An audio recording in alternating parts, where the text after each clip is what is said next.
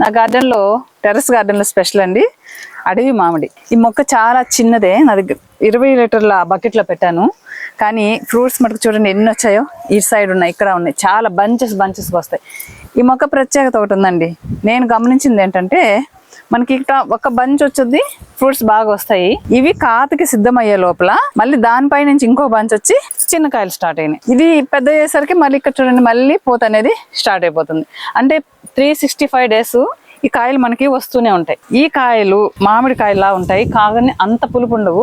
చిన్నపిల్లలు అంటే మనం స్నాక్స్ రూపంలో తీసుకోవచ్చు, కట్ చేసుకొని ఉప్పు మిరపొడి వేసుకొని తినొచ్చు, లేదంటే కర్రీలో కూడా వేసుకోవచ్చు. మనకి ఎప్పుడు మామిడి అందుబాటులో ఉండదు కాబట్టి వీటిని ఉపయోగించుకోవడం ద్వారా మనకి మామిడి లేని కొరత తీరుతుందండి. ఈ నా గార్డెన్లో చాలా ప్రత్యేకము, చిన్న మొక్కకే ఎక్కువ కాయలు అనమాట. చూడండి ఎంత బాగున్నాయో. ఇది మన నెల్లూరులో నేను నర్సరీలో తీసుకున్నానండి. 450 పడింది మొక్క. అంటే మొక్క హైట్ని బట్టి మనకి ఎక్కువ ప్రైసెస్ పడుతూ ఉంటాయి. నేను చిన్న మొక్కే పెట్టాను, ఇది పెట్టి 1 year అయింది. కానీ నాకు కాత మటుకు ఇది 3వ సారి వచ్చిందండి.